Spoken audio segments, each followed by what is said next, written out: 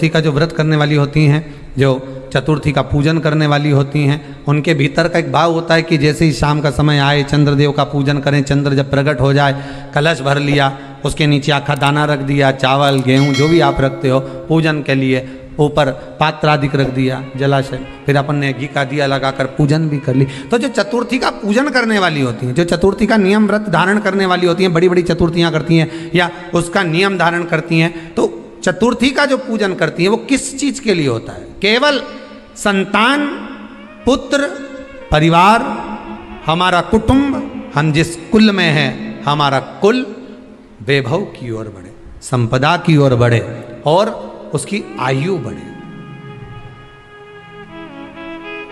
उसकी आयु बढ़े, वैभव बढ़े। बहुत ध्यान दीजिएगा महाराज, चतुर्थी की पूजन में जो आप आखा दाना रखते हो, गेहूं वगैरह कुछ भी जो भी रखते हो, उसकी बड़ी महत्वता होती है महाराज। यहाँ तक कहा गया है, चतुर्थी की कथा तो आप लोग पढ़ते होंगे, जो लोग पढ़ते हैं उनको मालूम होगा, चतुर्थी की कथा में लिखा है, चौथ माता के व्रत में वर्णन किया गया है कि वो आखा दाना जो रखा जाता है, मान लो कोई जरूरी काम होता है तभी आखा दाना को रखा जाता है, संभाल के रखते हैं कि हम इस काम के लिए जा रहे हैं और हमारा ये कार्य सफल होना चाहिए। तो जिसने चतुर्थी का व्रत करा है, जिसने चंद्रदेव का पूजन करा, चतुर्थी का व्रत करा, वो गणेश जी से विनती करके वहाँ से 2-4 आखा दाना उठा ले, और जो व्यक्ति का काम अटक रहा है अपने ही घर का, पर दूसरे कुल को नहीं देना, अपने ही कुल के अंतर्गत जो काम अटक रहा है उसकी जेब में, उसके पल्लू में उस चीज़ को रख दिया जाए।